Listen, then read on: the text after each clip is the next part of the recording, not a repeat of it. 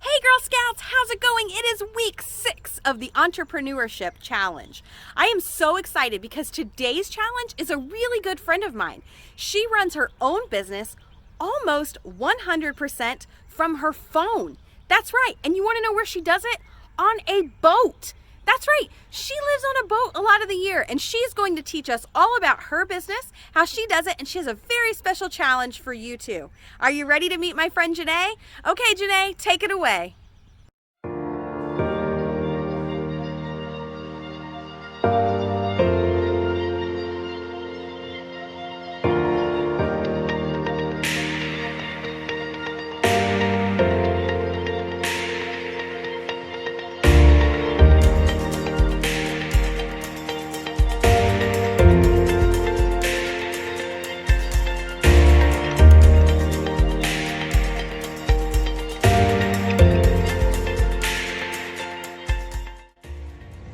Good morning, girls. My name is Janae Michelle, and I am sitting on a boat. We're not here to talk about sitting on a boat, but I thought it was a perfect backdrop for me to explain a little more about what I do and maybe some of the potential out there for you. So today we're going to talk a little bit about entrepreneurship, something I know a little bit about because I've ran a couple of different businesses. And one of the reasons why I love owning a small business is because I get to do things like this. Part of owning a small business, it allows you to have certain freedoms that a regular 9-to-5 job might not let you have. So that's why I choose this life. So I live part-time on a boat, and I am currently actually in Florida. Some of you have maybe even been here near Destin, Florida. And our boat we took from Chicago down all the rivers to get here to Florida. And all while I'm doing it, I continue to work. I continue to work from the device that I'm actually recording this on now, which is a cell phone.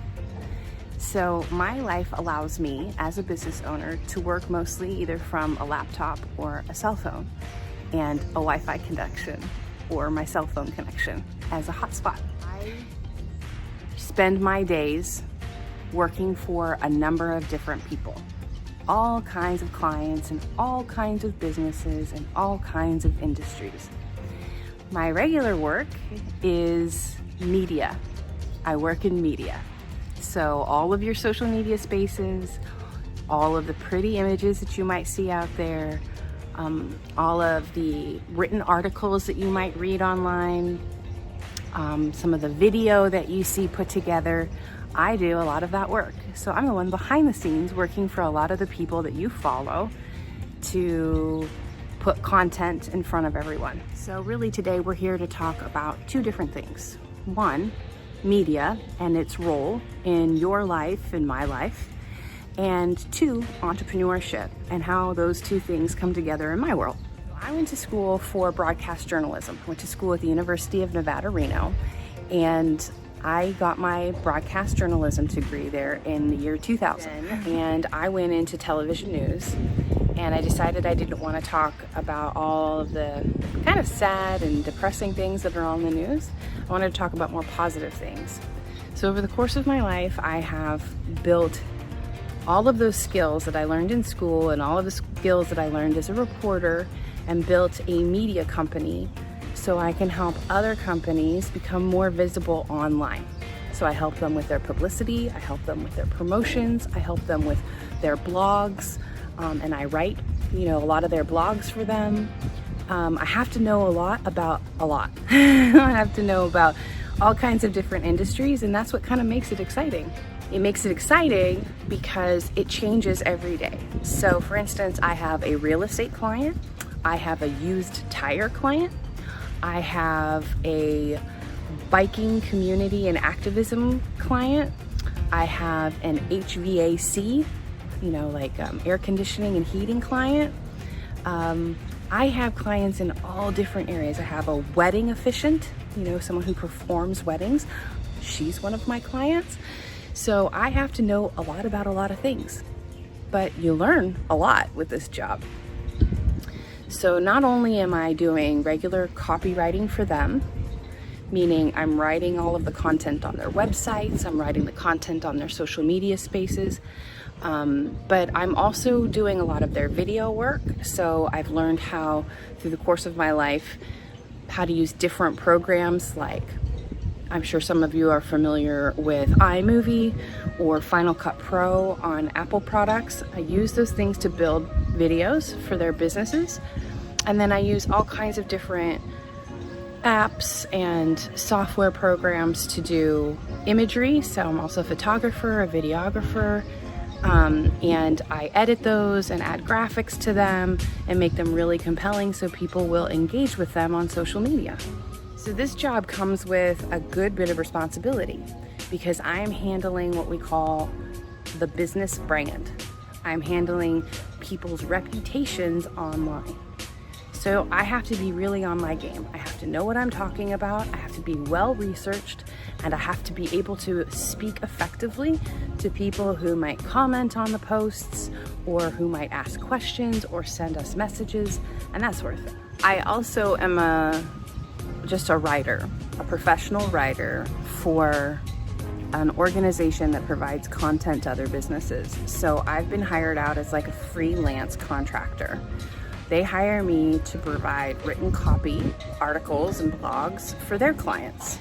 And that is another awesome responsibility, but I learn a lot. So this weekend, for instance, I wrote about epoxy garage floor covering. I wrote about how to renovate your home on a budget. I talked about, I wrote another article about countertops, kitchen countertop trends for 2020. So I talk and write a lot, all kinds of different things.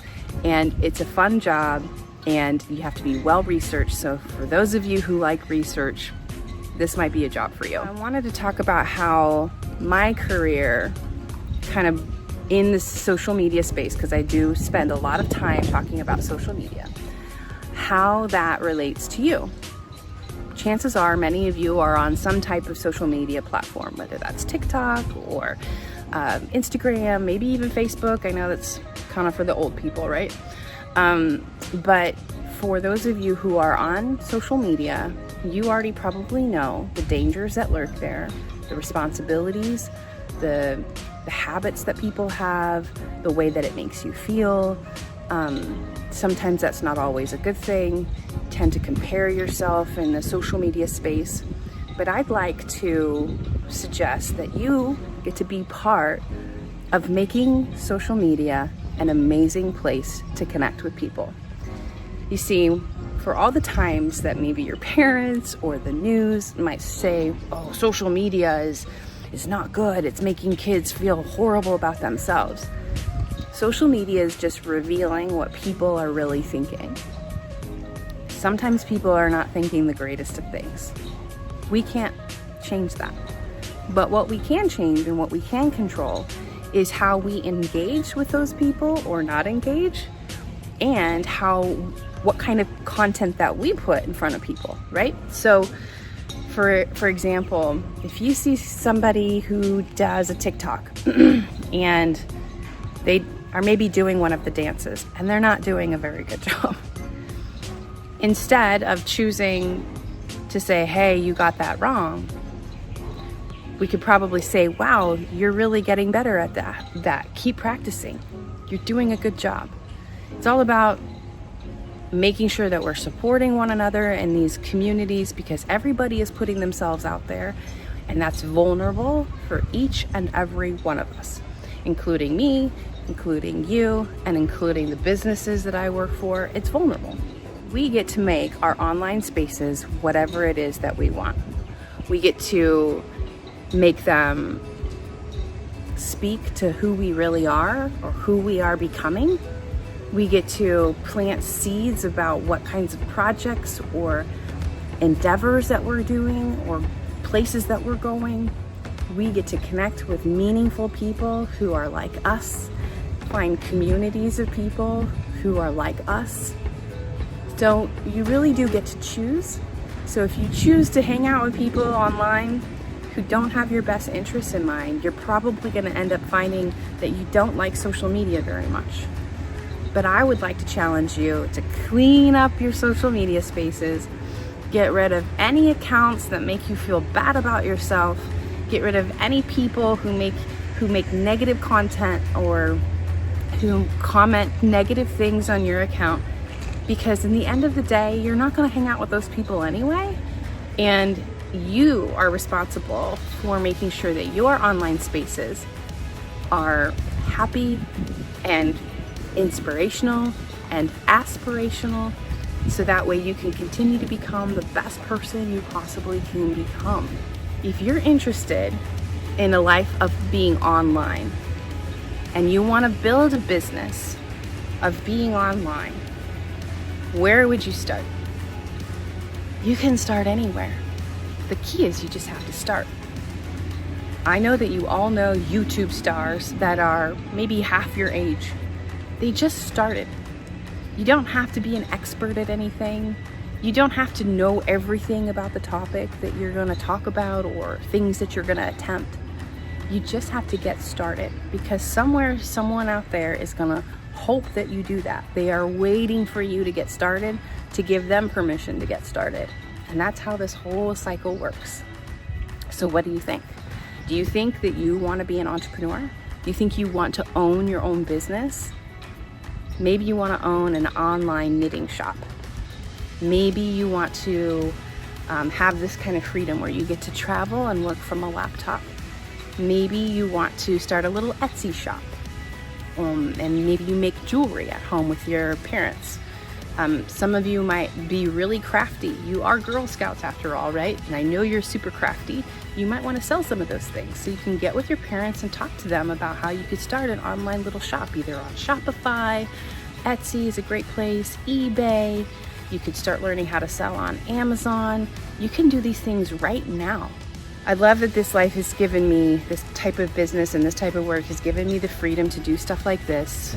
I hope that it's inspirational to you, to know that, I've been down in Florida for 10 days visiting my son who lives here. He's only 13, so probably some of the same age as you guys. And we got to spend time together while he was here, or I was here. We worked on our boat because it's an older boat, and I still was able to work the whole time without being in an office. I just needed to be able to use my phone as a hotspot. It's a fun lifestyle. It's hard work, but if you want some of that freedom, this might be your best bet. So I hope that gives you a little insight into what it's like being a media entrepreneur, and your responsibility when you're online to be a good steward of media and to put out content that inspires people, informs people, or educates people. If you're posting stuff that doesn't do any of that or entertaining is really good, right? It's fun. So if you're not doing any of those things and you find yourself putting out negative content because you're frustrated or upset, just challenge yourself to put out something different, something that's going to change your kind of feeling and your vibe, and maybe it will change someone else's as well. It's been really fun talking to you guys. I hope you've enjoyed this. I hope you enjoyed the view. I'll give you a few of those before I leave. And I challenge you to put out a positive meme or to comment something really positive on one of your friends' posts, giving them a true, genuine compliment. I challenge you to do that every day this week, and to find yourself, being the person that people look to as inspiring, instead of the person that we don't know. Nobody wants to be seen as the negative person, right? So that's what I challenge you to do. And and for you to become your own boss, if that's what you so choose to do. So have a great week, girls. It's been fun talking, and we'll see you another time maybe. Bye.